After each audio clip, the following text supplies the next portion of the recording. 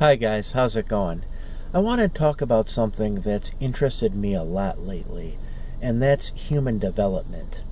I've been interested in how people learn certain things, why people want to learn certain things, how talent's discovered, how talent's acquired. And what made me think about this was the recent Floyd Mayweather-Manny Pacquiao boxing match. Now, as you know, boxing hasn't been quite as popular as it once was. There have been some pay-per-view buys, but it's just not as big as it used to be. And a lot of people have been saying, when is the next Mike Tyson going to come around? When are we going to see someone like that again? And I got to thinking about this, and I got to thinking about how a lot of things have to happen in order for someone like Mike Tyson to happen. A lot of things have to come into play and kind of line up properly. And if you think about Mike Tyson's story, it's really pretty fascinating.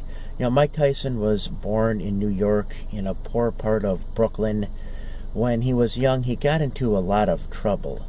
And as a result, he ended up getting arrested a number of times, and then he was sent to a juvenile detention center.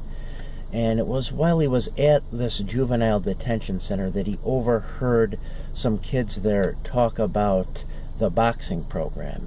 And the boxing program was run by a man who was a former amateur national champion.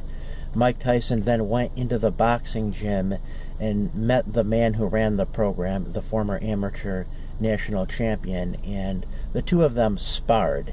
And the guy who ran the program was so impressed by Mike Tyson that he just so happened to have connections with Cus D'Amato. Like I said, he was so impressed with Mike Tyson that he got on the phone with Cus D'Amato and said, Cus, you gotta come here, you gotta check this kid out, he's incredible.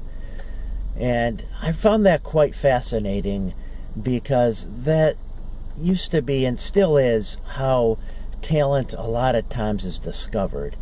Someone's at the right place at the right time, someone makes a phone call, the right person shows up, and that was what happened here. Cus D'Amato then showed up at the gym and saw Mike Tyson spar against the former amateur national champion, and then Cus said, this kid's going to be the next heavyweight champion of the world. And as a result of that, Cus D'Amato then agreed to train Mike Tyson, and Mike Tyson then received a world-class boxing education. This is something Mike Tyson never would have received otherwise, because his mom was simply could not afford boxing lessons. So Mike Tyson, had to get sent to this detention center. Without going to this detention center, I don't see how Mike Tyson would have learned boxing. So I found that, quite fascinating, how everything kind of came together for Mike Tyson, because I do believe there are people who, have a lot of talent and ability, but a lot of times, things just don't come together for them. They're not at the right place at the right time. The right people aren't there. But in the case of Mike Tyson, it was, he was at the right place at the right time. The right person was there. He ended up getting a world-class boxing education. So a lot of things really came into play. A lot of the, proper stars, aligned the right way to allow for him to happen.